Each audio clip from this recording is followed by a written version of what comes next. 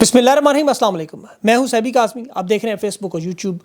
28 جون کا یہ دوسرا ویلاگ۔ اہم خبریں پہلے آپ کے سامنے۔ فارم 47 کے وزیر اعظم شہباز شریف کی عمران خان کو پھر ایک دفعہ مذاکرات کی دعوت، اور اس وقت عوام لیڈر لیس تحریک کیسے شروع ہونے جا رہی ہے۔ خان سے اڈیالہ جیل میں رابطے منقطع ہیں۔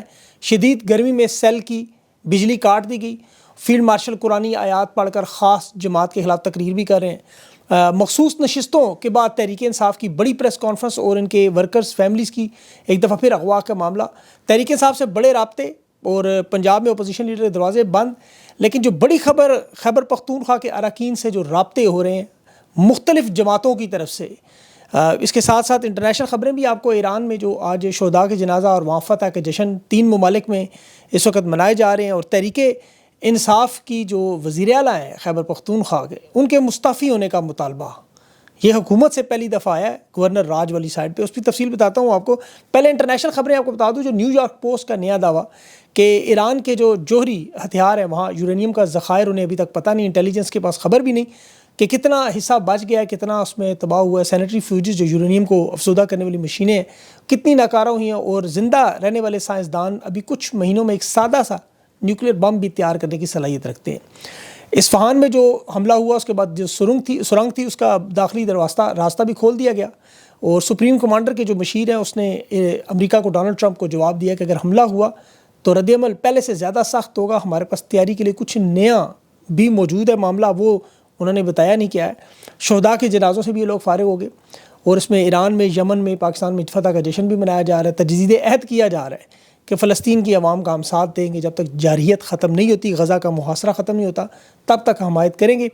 قطر کے امیر نے ابھی تازہ ترین جو بیان دیا کہ ہمارے پاس بڑا گولڈن موقع ہے کہ ہم غزہ میں فائر بندی کروائیں۔ دوسرے معنوں میں اسرائیل کو تسلیم کروانے کا ان کے پاس پورا موقع موجود ہے۔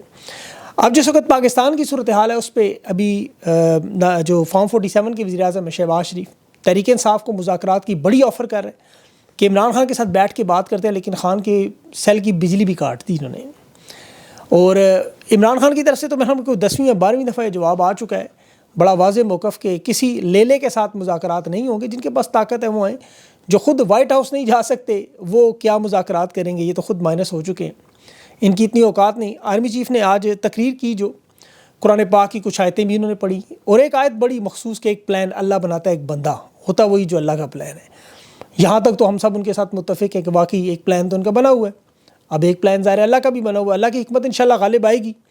ابھی تک تو عدالتوں کو، اس نظام کو ہائی جیک کر کے ان کا پلان نظر آ رہا ہے کہ سپریم کورٹ کو، اداروں کو جس طرح قابو کیا، الیکشن کمیشن کی یہ طاقت ہے کہ وہ سپریم کورٹ کے فیصلوں کی جب چاہے جیسی تشریح کر کے انتخابی نشان کسی بھی جماعت کا چھین کے انتخابی عمل سے آؤٹ کر دے۔ فارم 47 بنائے، سپریم کورٹ کے فیصلوں کو دھڑلے سے کہ نہیں مانتے، عوام کا ووٹ بھی چھین لے، اسمبلی میں 2 نمبر ناجائز حکومت بنا کر جو اصل عوام کے نمائندے ان سے حق چھین کے کسی اور کو دے دیں، اور اسے قانونی ریاست کا درجہ بھی دے دیں، پھر سپریم کورٹ کا ٹھپا لگوا لیں اس پہ۔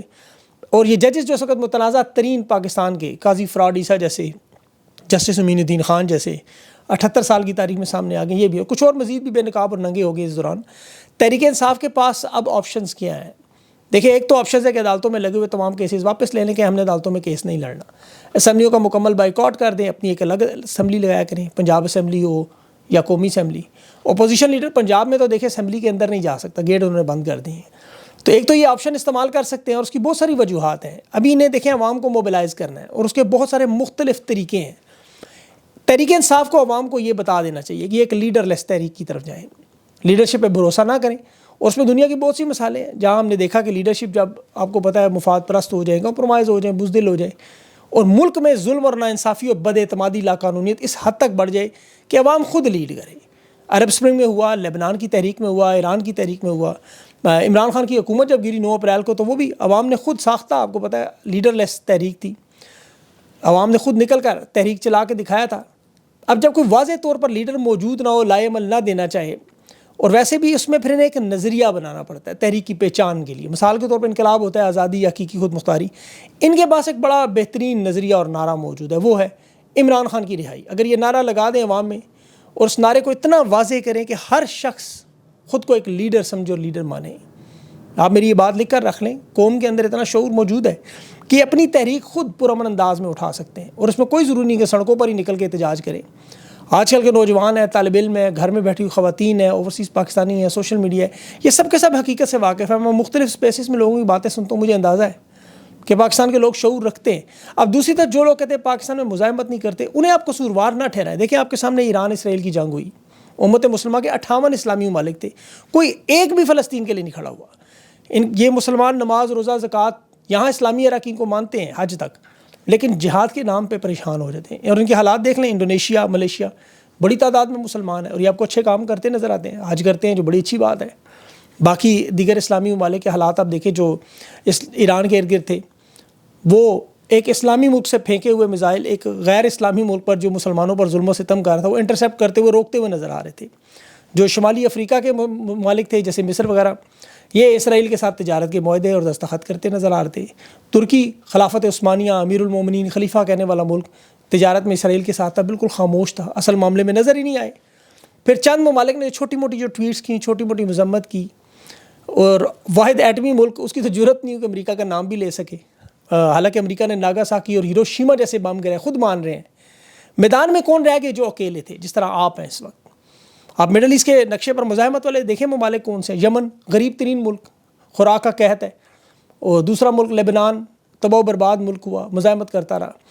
عراق ہے، وہاں سیاسی معاشی حالات آپ کو پتہ ہے، وہ مزاحمت کرتے رہے. شام میں اور ایران کے بھی حالات ایسے، یہ سب کے سب لوگ مزاحمت کرتے رہے. یہ ان کی طرح امیر اور لمبے چوڑے ان کے پاس مال نہیں ہے. دنیا میں مستحقین اور مستفین، یہ دو طرح کے، کمزور اور تکبر، یہ طرح کے دو طرح کے آپ کہیں نا طبقے میں بٹے ہوئے مسلمان ہیں.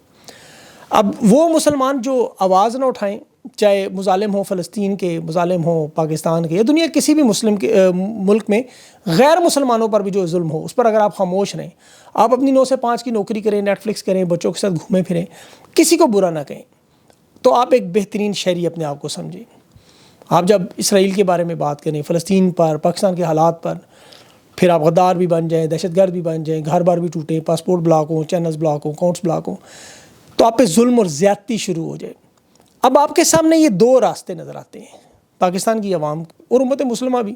ایک، آپ خاموش ہو جائیں اور سائڈ پہ ہو جائیں. دوسرا، آواز بلند کریں. آپ نمازیں پڑھیں، روزے رکھیں، حج کریں، طواف کریں، لیکن جب کوئی ظالم آپ کے سامنے بچوں کو اس طرح مار رہا ہو، ذبح کر، اور آپ ایک لفظ بھی نہ بولیں، تو پھر اللہ کے نزدیک کا کم تر لوگوں میں.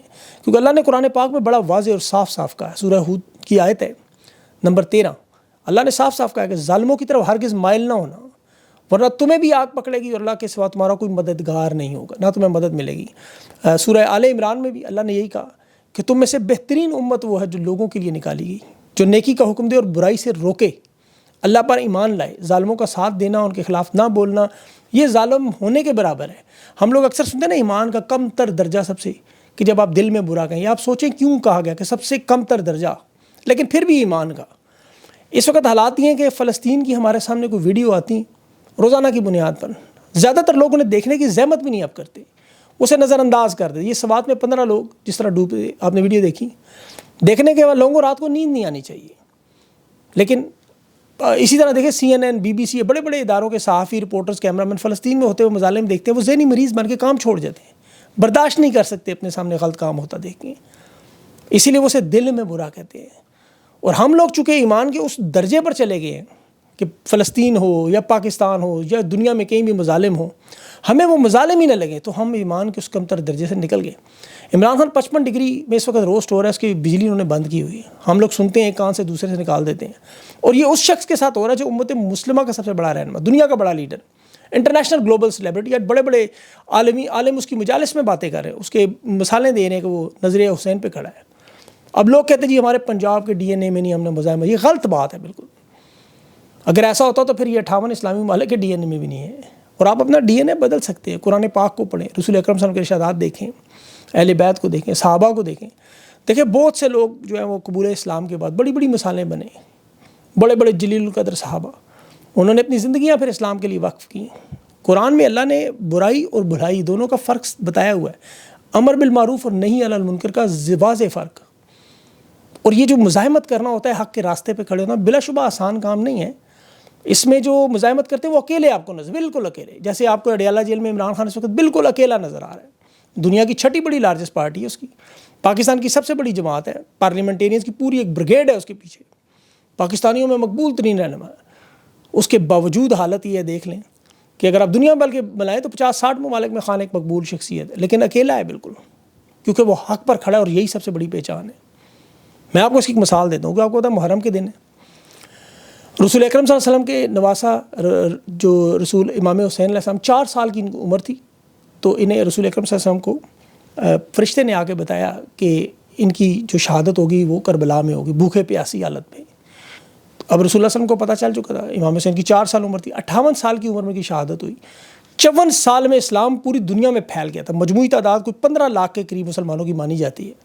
مکہ، مدینہ، عراق، شام، مصر، یہ ساری اسلامی سلطنت تھی، کیونکہ حضرت عمر رضی اللہ عنہ اور حضرت عثمان رضی اللہ عنہ کے دور میں یہ پھیل چکا تھا اسلام، شمالی افریقہ تک پہنچ گئے تھے۔ لیکن کربلا میں آپ دیکھیں کتنے لوگ تھے ان کے ساتھ، 72، 18 ان کے اپنے قریبی رشتہ دار، بیٹے بھتیجے خاندان کے، 54 ان کے اصحاب یا دوست تھے۔ اب 54 سال کی زندگی میں امام حسین کے ساتھ 72 لوگ کھڑے ہوئے، 72 صرف۔ تو یہ نظریہ امام حسین، لیکن وہ مایوس نہیں ہوئے، انہوں نے اللہ کا شکر ادا کیا۔ تو پاکستان کے لوگوں کو مایوس نہیں ہونا، کیونکہ آپ کی لڑائی بہت ہی طاقتور لوگوں کو، جن کا بندوقیں ہیں، طاقت ہے، بڑی بڑی توپیں، سب کچھ ہے، جو آپ کو کیڑے مکوڑوں سے زیادہ سمجھتے ہی نہیں ہیں۔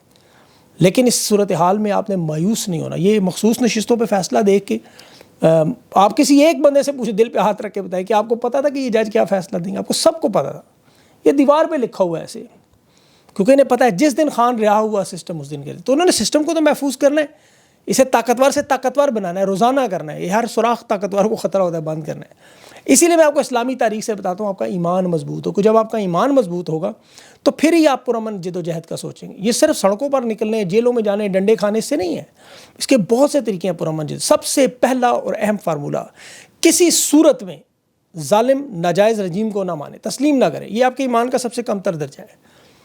یہ مت سوچیں کہ ہم نے سسٹم کو قبول کرنا ہے، قبول آپ نے نہیں کرنا کہ ہمارے حالات ایسے ہیں ہم اسے قبول کر رہے ہیں، چلے مان لیں جیسا ہے، نہیں، یہ آپ نے نہیں کرنا۔ یہ سب سے مشکل کام آپ کے سامنے فلسطین کی دیکھیں، جو میں آپ کو بتا چکا ہوں، جسے ہم ویڈیوز کو اگنور کرتے ہیں۔